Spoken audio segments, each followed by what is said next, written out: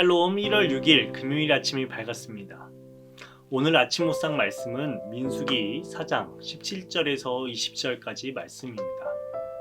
주께서 모세와 아론에게 말씀하셨다. 너희는 고앗 가족들로 이루어진 갈례를 레위 사람들 가운데서 끊어지지 않게 하여라. 가장 거룩한 물건에 가까이 갈 때에 그들이 죽지 않고 살게 하려면 아론과 그의 아들들이 함께 들어가서 그들 각자에게 할 일과 그들이 옮길 짐을 하나하나 정해 주어야만 한다. 그래서 그들이 함부로 성소 안에 들어갔다가 순간적으로나마 거룩한 물건들을 보게 되어 죽는 일이 없게 하여야 한다. 오늘 우리에게 주시는 하나님의 말씀입니다. 하나님께서는 모세와 아론에게 신신당부를 하십니다. 그것은 고앗 자손들이 회막에서 거룩한 직무를 감당할 때에 함부로 거룩한 물건에 손을 대거나 보는 일이 없도록 아론과 그의 아들들을 시켜 섬세히 지시하라는 내용입니다.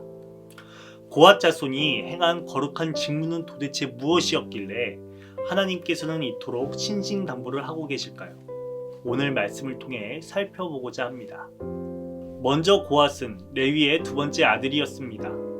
역대상 6장을 보면 레위에게는 게르손, 고앗, 무라리 순으로 3명의 아들들이 있었습니다. 그 중에서 고앗 자손이 아므람이고 아므람의 자손이 바로 아론과 모세입니다. 즉 가계도를 살펴보아 알 수 있는 사실은 모세와 아론이 고앗 자손이라는 점입니다. 먼저 하나님께서는 모세와 아론에게 말씀하시어 레위의 세 아들 고앗, 게르손, 무라리의 자손들을 각각 30살에서부터 50살에 해당하는 군에 입대할 수 있는 이들 중에서 회막 일을 맡을 수 있는 사람의 수를 조사하라고 명하십니다.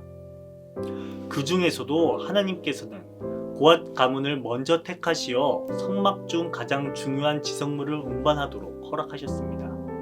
지성물이란 언약궤, 떡상, 등대, 분향단, 건제단, 그것에 속한 모든 것을 뜻합니다. 그러나 제 아무리 고앗 자손이라 할지라도 거룩한 지성물을 직접 손으로 만지면 죽었습니다.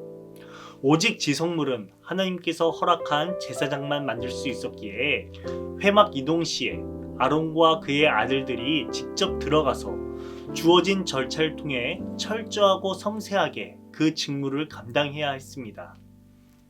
오늘 우리가 묵상하는 본문에는 아론과 그의 아들들이 각각의 지성물들을 해달의 가죽, 그리고 순청색, 청색, 홍색, 자색의 보자기로 어떠한 절차를 통해 섬세히 다루어야 하는지에 대해서 매우 자세하게 열거하고 있습니다. 그렇게 진영을 떠날 때에 아론과 그의 아들들이 성소와 성소의 모든 기구를 덮는 일을 마치면 비로소 고앗 자손의 일이 시작되었습니다.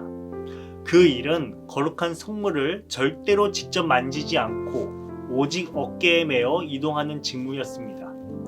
즉 거룩한 물건을 어깨에 메는 일을 감당하는 자손이 바로 고앗 자손이었습니다. 그 이후 모세와 아론에게 다시금 당부하십니다. 너희는 고앗 자손들로 이루어진 갈례를 레위 사람들 가운데서 끊어지지 않게 하라. 가장 거룩한 물건에 가까이 갈 때에 그들이 죽지 않고 살게 하려면 아론과 그의 아들들이 함께 들어가서 그들 각자에게 할 일과 그들이 옮길 짐을 하나하나 정해 주어야 한다. 그래서 그들이 함부로 성소 안으로 들어갔다가 순간적으로나마 거룩한 물건들을 보게 되어 죽는 일이 없게 하여야 한다. 이처럼 하나님께서는 주의 일을 감당하는 고앗 자손들을 위해서 모세와 아론에게 그들을 섬세히 돌보며 질시할 것을 당부하십니다. 그렇다면 게르손 자손과 무라리 자손은 어떤 직무를 감당하였을까요? 게르손은 레위의 장자로서 그의 자손들이 할 일과 맬 것에 대해서 하나님께서 말씀하셨습니다. 다만 여기서 게르손 자손이 맬 것은 고앗 자손의 어깨 매는 일과 달랐습니다. 아론과 그의 아들들의 명령 안에서 게르손 자손은 성막 몸체와 뜰의 포장과 그 부속물들만 옮기는 직무를 맡았습니다. 레위의 셋째 아들인 무라리 자손들의 직무는 장막의 널판, 띠, 기둥, 받침 등과 같은 성막의 건축 구조물들을 메어 이동하는 것이었습니다. 비록 각각의 직무는 다르지만 매우 중요한 3가지 사실이 있습니다. 첫 번째는 주의 일을 할 때에는 주어진 때가 있다는 점입니다.